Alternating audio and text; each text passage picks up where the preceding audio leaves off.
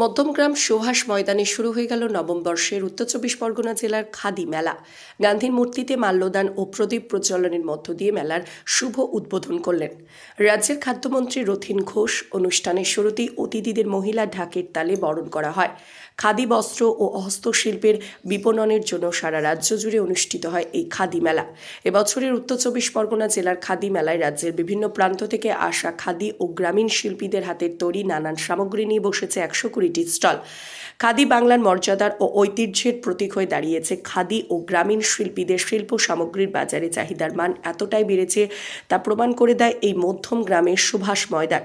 গত বছরের 12 দিনের এই মেলায় 2,72,00,000 টাকা বিক্রয় হয়। তাই এবছরও গ্রামীণ শিল্পীদের মুখে হাসি ফোটাবে এই উত্তর চব্বিশ পরগনা জেলা বাসী। আশা রাখছেন উত্তর চব্বিশ পরগনা জেলার আধিকারিক পিনাকি দত্ত। উদ্বোধনী অনুষ্ঠানে ছিলেন পশ্চিমবঙ্গ খাদি গ্রামীণ শিল্প পর্ষদের সভাপতি কল্লোল খাঁ, খাদি ও গ্রামীণ শিল্প পর্ষদের মুখ্য নির্বাহী আধিকারিক মৃদুল হালদার, খাদি ও গ্রামীণ শিল্প পর্ষদের অর্থনৈতিক উপদেষ্টা প্রবীর কুমার ঘটক, খাদি ও গ্রামীণ শিল্প পর্ষদের প্ল্যানিং অফিসার বিশ্বজিৎ সরকার, জেলা পরিষদের সভাধিপতি নারায়ণ গোস্বামী, ক্ষুদ্র শিল্পের কর্মধ্যক্ষ মফিদুল হক সাহাজি ও অন্যান্য আধিকারিকেরা।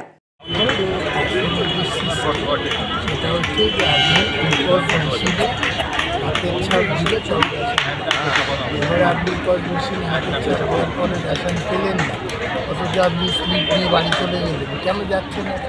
কারণ আমরা তো দুবার SMS পাঠাই। একটা হচ্ছে মাল দেওয়ার আগে যে আপনি কত মাল বরাদ্দ আপনার জন্য, আবার একটা মাল পাওয়ার পরে যেই মেশিনে দিয়ে দিলেন তখন তারা আমাদের হাতের বাইরে চলে যায়।